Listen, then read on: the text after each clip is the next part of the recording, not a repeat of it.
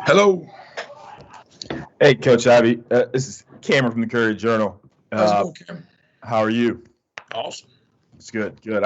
I'm curious, kind of, what is the first week and almost week and a half now spring practice been like for the D line? Well, first of all, it's been a whole lot of fun.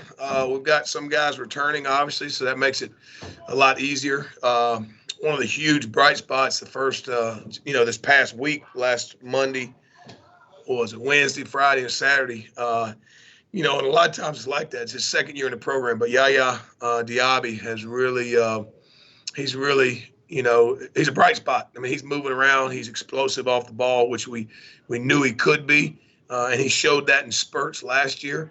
I hope he'll continue to progress like he is right now, because right now it's becoming a consistent, everyday thing. So that's been one of the super huge bright spots is seeing Yaya move around.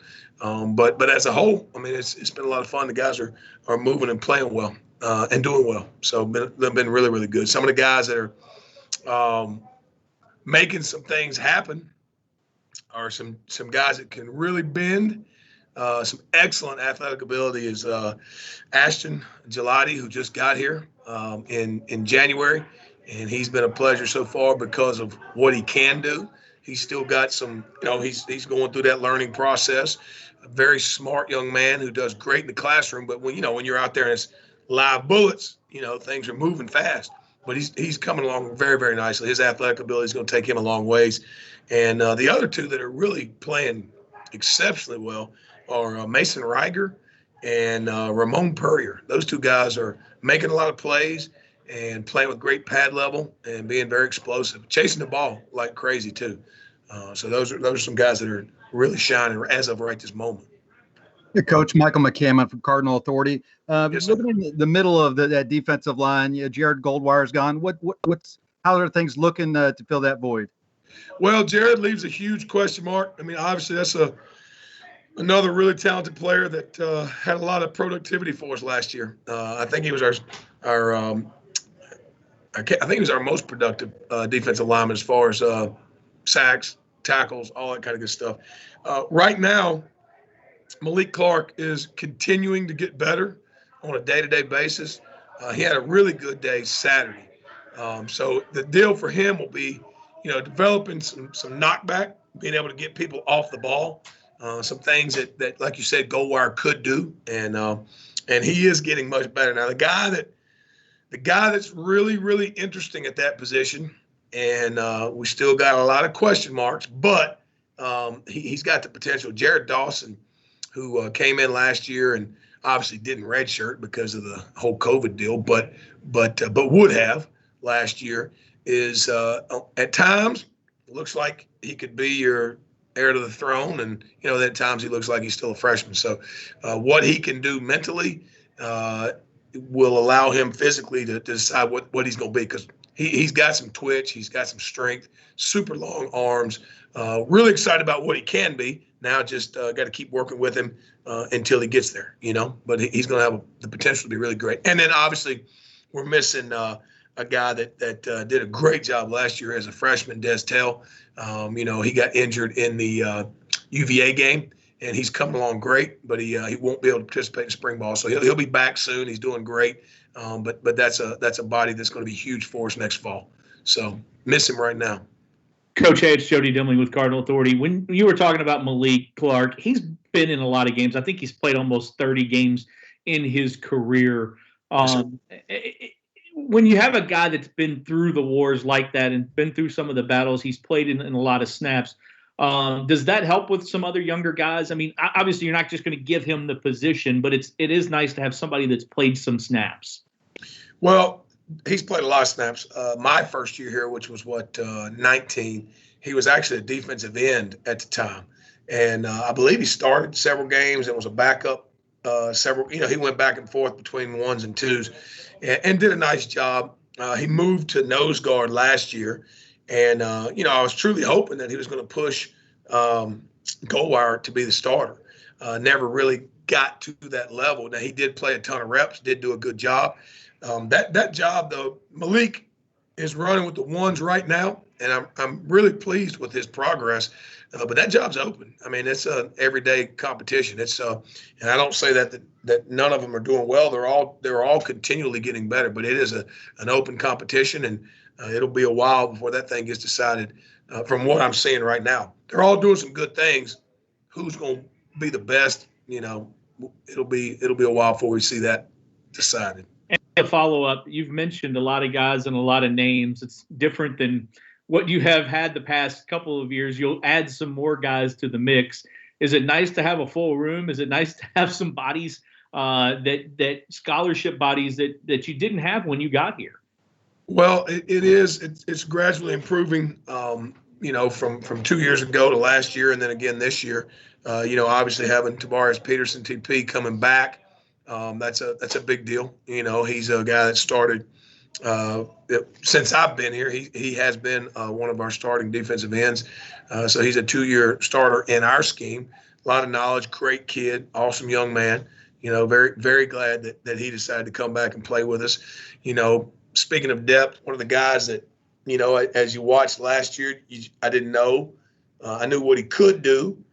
Still not sure where he'll end up, but Jadarian Boykin has started to relax a little bit and be able to use some of that speed because he is extremely fast, extremely explosive.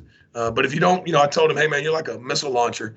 If I got all these missiles, but I can't hit anything with them, they're no good. So we got to get you going in the right direction. So he's like a heat-seeking missile. If we can get him going in the right direction, then he's a dangerous weapon. And he's starting to do some of those things. So, but yeah, there is some good depth, Jody. And the biggest thing is trying to get him just to compete and understand that I'm not okay being number 2 and I'm not okay being number 3.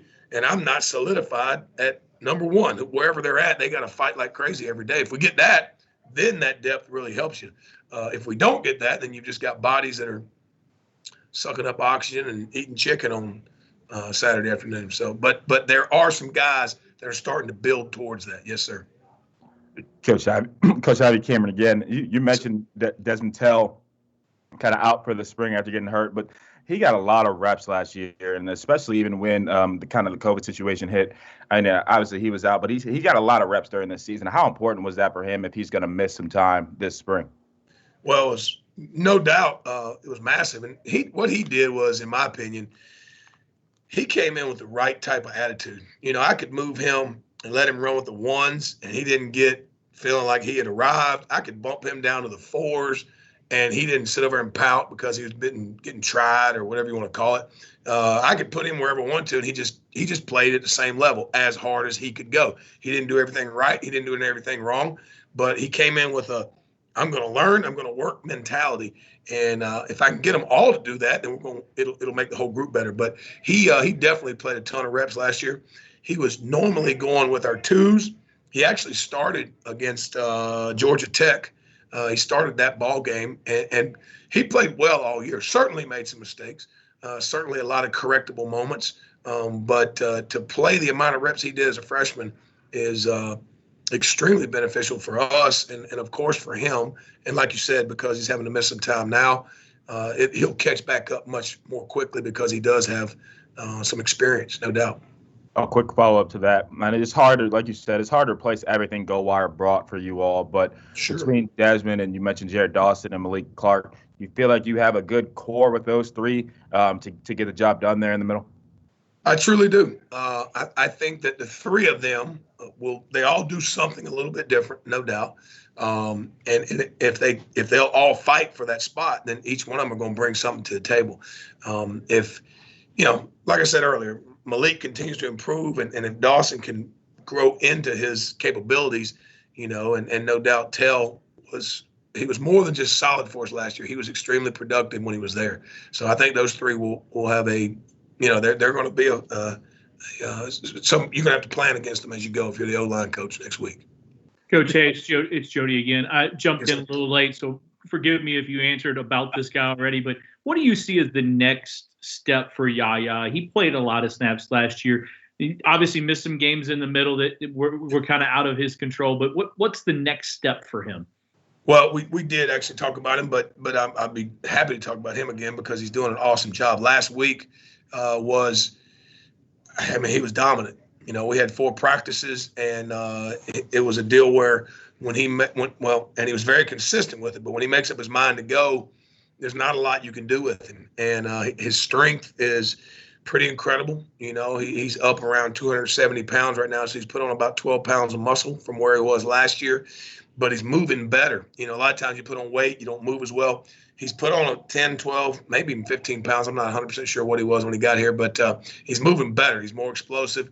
He's more accurate with his hands. His feet are quicker, and he's able to bend better. So I truly expect an outrageous year out of Yaya.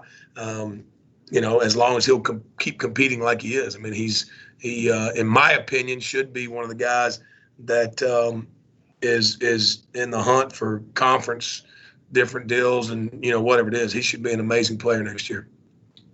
And you've got 4 other guys that are coming in the summer with you guys, or in the spring whenever they get here. Yeah. How much right now do you interact with those guys? Tell them kind of how to get here to be in shape, because a lot of your signees are already on campus, but 4 of your 5 are not. What is your kind of instructions to those guys that are not on campus now as they prepare? And I think one of them is actually playing this spring. So how different is that? Yeah, Raheem is playing. You're correct. North Carolina is having spring football right now. And then Caleb is playing basketball. Caleb Banks he's playing basketball. And then,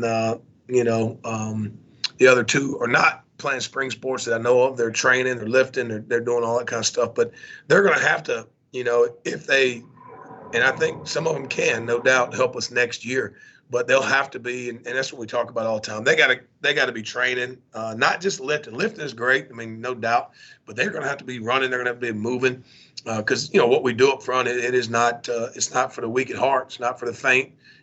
So they're going to have to come in here in very, very good shape and be ready to work. Now the good news is they'll all be here in early June. So hopefully we'll be able to get together. And when I say hopefully, no, definitely. We're going to have to spend a lot of time talking scheme, talking technique, and just talking what they need to do to be able to play in this defense. And skill-wise, I think they're all tremendously good fits for what we do, and they'll have to get up to speed. Now, the good thing is some of these guys we've got are very unselfish. Dana Kennard, he's actually had a great week last week as well, and he's one of the smarter players I've ever been around. He'll be a guy that'll get with them after I'm done meeting with them and spend time with them, having TP back for another year. Those guys are doing a really good job leadership-wise, and they'll get with those guys in between our meetings and in between our stuff and bring them along and help them get up to speed. But certainly I'm hoping all those guys can contribute next year. You never know. It's really, really hard to say, hey, they will definitely be able to help. I think from what I've seen, they will, but time will tell. And they will have to get up to speed in order to be able to do so. All right, Coach Michael McCamp, real quick question. I guess you were talking about depth. A couple other guys that were really intriguing guys that when you signed them, Henry Bryant, Zach Edwards. What's their progression like so far? Zach's doing a good job. He actually has had a pretty good week last week. Henry's still got some work to do. He's doing okay. He's just going to keep working and keep plugging. So, I think Zach's coming along nicely. And if you remember, Zach came in as a linebacker, and then we moved him down there, I guess 2 years ago. He went ahead and came down there. But he really seems committed and into it.